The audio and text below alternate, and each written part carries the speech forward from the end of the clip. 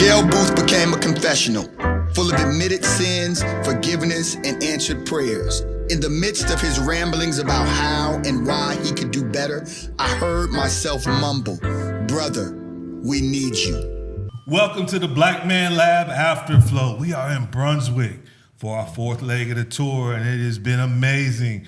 What you think, Qualon?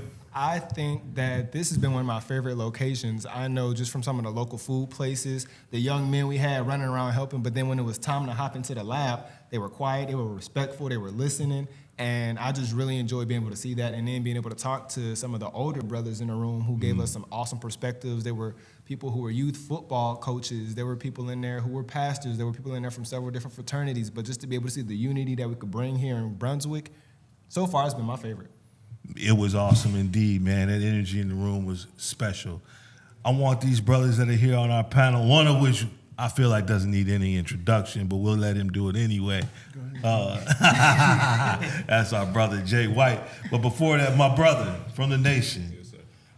My name is Ahmad Muhammad. I'm here with Student Minister Otis Muhammad on behalf of Minister Sharif. That's Ahmad Muhammad. But Abdul Sharif Muhammad from Atlanta, Georgia. All right. Jay? I'm Jay White and work directly side by side with these brothers with the Black Man Lab.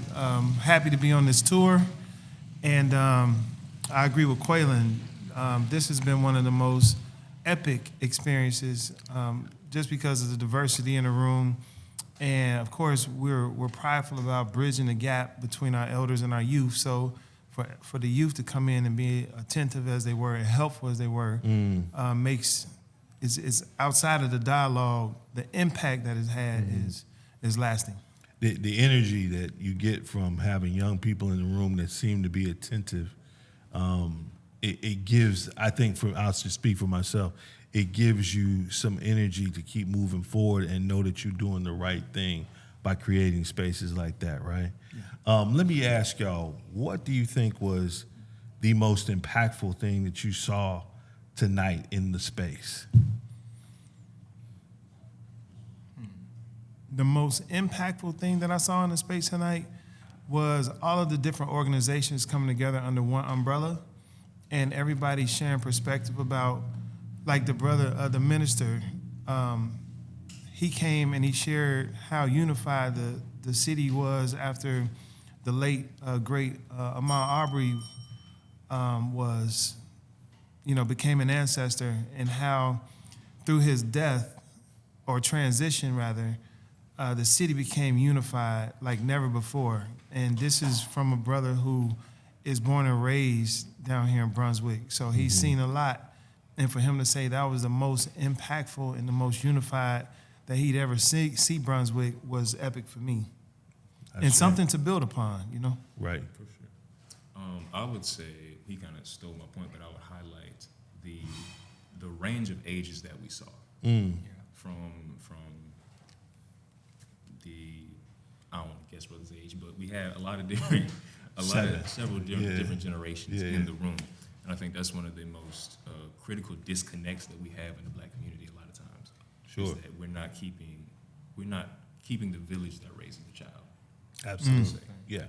Yeah, and it's what we find in the Black Man Lab spaces is essential that we make this space intergenerational, and no matter what your walk of life is, right?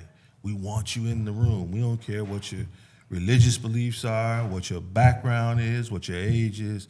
We just want brothers in the room to be able to share in this space of love so that we can build for community, right? And I think that happened tonight, right? And this is a seed being planted that I think we'll be able to sow for years. One thing that I say that really stood out to me that I saw was the diversity in the room. Yes, we were all Black men, but there were also veterans. There were also youth. There were fathers. There were sons. There were people with locks. There were people that had some seasoning on their beards. There were some people just of all backgrounds, whether it be religion, whether it be fraternity, whether it be whatever it was. We saw so many different brothers in the room, and that diversity lets you know that all these things that they used to try to divide us, they really shouldn't work. They won't work, because we've seen that we've been able to come together and build regardless of all those things that seemingly separate us, but they don't. It just shows the diversity of who we are. And I think that room today we had in Brunswick was really able to show that. Okay. Yeah.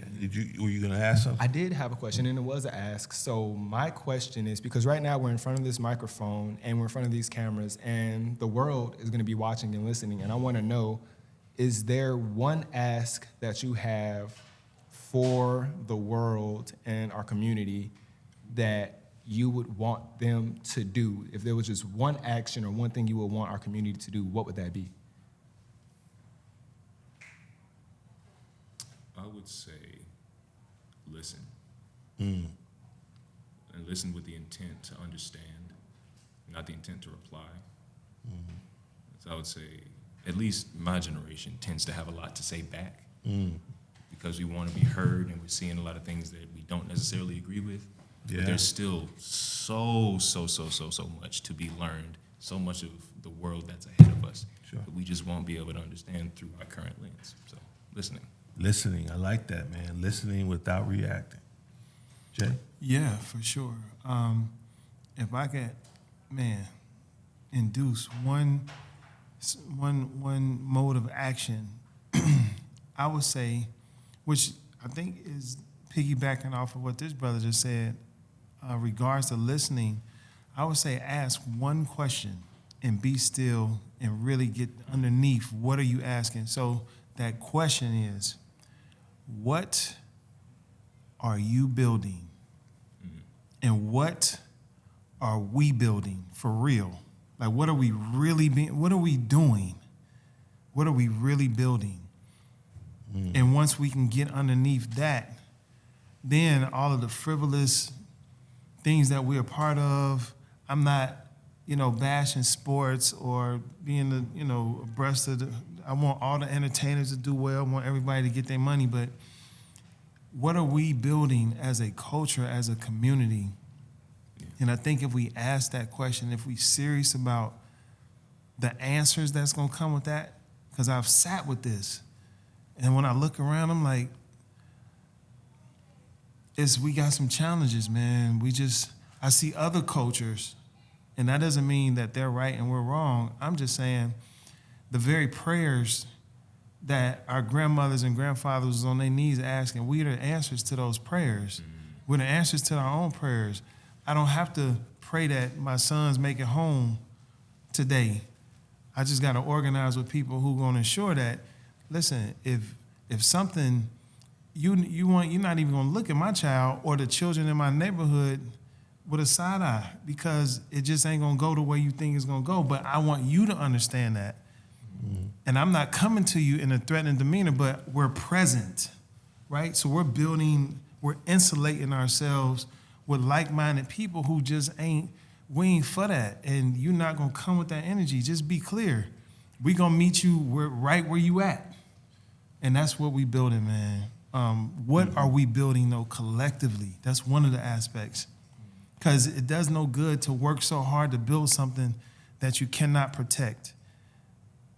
And we know this government has a history of burning this stuff down, right? They'll burn it down. Things. The government will burn it down. You know what I mean? Yeah. Or raise your taxes and take it. Yeah. So I'm like, what are we building and how do we protect what we building? So what are we building is the question. Yes.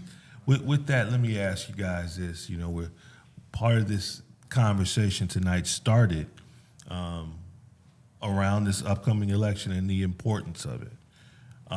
What do you think was a point that was brought up this evening that was significant that you would tell a young person that's on the fence? And you brother, you qualify, all right? You qualify. So tell us, what do you think was a point that was brought up that would be effective in getting other young people to say, you know what, I got to get involved? Definitely relating the information, or I'll say choosing information that's more relatable to someone of a younger demographic. Speak on that a little bit. So, for example, somebody who's like just getting out of high school or just getting into it, they're not concerned with property taxes and how that affects them because they're not going to be buying a home for the next 5, 6, 7 years. But like you talking about the stop and frisk instance, that's something that could greatly affect Yes. a person of our age group, Yes. or like someone mentioned, cannabis reform. Something like that affects our people particularly quite a lot. So using information from these grander issues that relate directly, and then just explaining them, having the understanding to explain them on a level that's easily palatable. So I don't have to go through a dictionary and figure out what does this mean, what does that mean, you know? So definitely make things- Simplify the definitions, Exactly, right? exactly. Because so often we just throw words out there about what things are, you know, or stuff like, you know, Project 2025, and well, we don't know what that means. What is that? You know what I mean? So we got to be a little bit more intentional about simplifying things. Thanks so much, Brother Jay.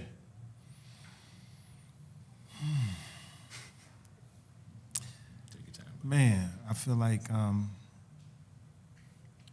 well, I'll say this. The young men that were in the room when we closed out, they were talking about going to speak to some of their friends and getting them involved and galvanizing them around some of these topics and issues. So I think it's continued to spotlight and highlight those current events and those current situations that's relevant to them right now. And as we build community with these young people, sometimes it's not right straight ahead with your comments about voting. Sometimes it's, man, let's go grab a bite, or let me put on my shoes and come and hoop with you, and build a relationship with them, and then start getting in their ear and taking these young men with you wherever you go. Just grab somebody and take them when you having your city council meetings, right? Or when you pull up to the bank and show them the little things about banking, and don't just assume that they know or that they're going to be taught by somebody else. Look, man, let's open you up here, I'll contribute your first $5, you know?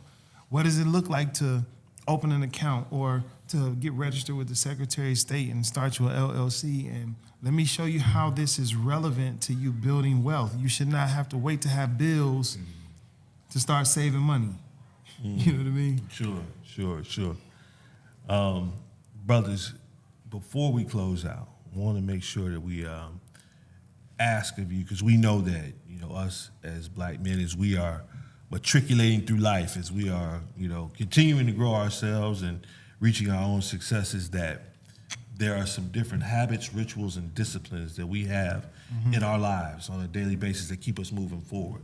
So what we want for our Black Man Lab audience, we always want to find out some different habits, rituals, and disciplines that people do to help them move forward. So I want to ask you guys if you could share just what you do on a daily basis. What are some of the habits, rituals, and disciplines that you have in your life that help you to move forward? So, brother, I'll start with you. Okay, I have two main ones that are very effective. Yes. One was plan your life by the decade. So if I want to have a family, have a wife, have a this, have a that, by the next 10 years of my life, break that down to small things. So if I want to have a wife, I need to have a house. Because what I look like as somebody joined my life and they don't have a place to stay. Yeah. That type of thing. So I need an apartment. Before that, I need a car. So then that 10 years of my life comes down to, I need to get a car. And then you can move forward through goals like that. And it really helps to give you a sense of purpose. Second thing, have a hobby, have a passion that you contribute. Like brother said, what are you building? Have something that you do that builds towards you being a better person. Gotcha. That helps you vent, express, and be creative. Love that. I love that. That's the first time I ever heard that 10-year, that build by the decade. Woo! I learned it in a room just like this. That's beautiful, man. That's It shows to say that this works. Yeah, I love that. Thank you. For Jay? me, it's really simple, man. Number one, I wake up with the spirit of gratitude. Yes, sir. No matter what. Life is always good. Doesn't mean you're going to be absent of challenges, but life is always good. So when you see me, it doesn't matter what's going on. My attitude is life is always good. Can it always be better? Absolutely. But can it always be worse? Absolutely. Yes, so for me, the present is a gift, man. So that spirit of gratitude keeps me youthful. 1. 2, stay in purpose. I seek out my purpose, and I'm in my purpose, and I'm not ever going to be outside of my purpose. But I was intentional about seeking that and what that means. And quite, frankly, for those who don't know what that is, your passion will wake you up in the morning. It's not an alarm clock or somebody nudging you. Your passion will wake you up. And I understand, well, my passion don't necessarily make me money. Find out a way to get paid to do what you love. More importantly, what you were created to do. Like, I believe that Creator gives us gifts. It's not for nothing. You know what I mean? So I use my gifts and my talents every single day. Mm-hmm. So gratitude, use my gifts and talents every single day. And third, which is most important, I serve people. I mean, I can talk about diet and how, I'm in the habit of juicing every day now and getting my diet in order, putting the right things in my temple so that I have the stamina to run the race that's set before me today, right? And sometimes I've recognized, I'll just use myself as an example. There were times where I did not feel like I had the energy to complete a task, but then I look at, what did I eat? What did I eat that had me so lethargic and ready to take a nap? You know what I mean? So just starting out with some clean juice, some breathing, a big old exercise. veggie burger. Yeah, a big old veggie. I'm telling you, put that thing away, man. So that's what I would say, man. Diet, spirit of gratitude, be intentional about your purpose. Ashe. There's one more thing. Go ahead, bro. You got it. Our reality builds itself. Mm-hmm. That's one thing I keep in mind. Like the example I just gave a little while ago, if you are afraid of dogs and a dog walks up, you act like the dog is scary. So the dog behaves in a way that makes you afraid. So you believe that dogs are scary, and it fuels itself. So we can aim that towards anything else we want in life, and things kind of change from there on out. So if you believe the world is open and abundant for you, you will treat it as if it is. So it responds and it builds itself. Love that. I love that. Brother Ahmad. You was actually the person who opened my perspective about how we need to be excited about the state that we're in and have more gratitude, because people are only fighting back hard when they're close to death. And if they're having to go to these extents to fight us and push us down, how strong are we really? And I got really excited. So I appreciate that. Absolutely. And just hearing these other gems, I'm so happy. Gotta bring positivity. Yeah. And in truth, in this, again, back to the election cycle, right? There's this kind of cloud of negativity, particularly for us as black men, that hangs over, right?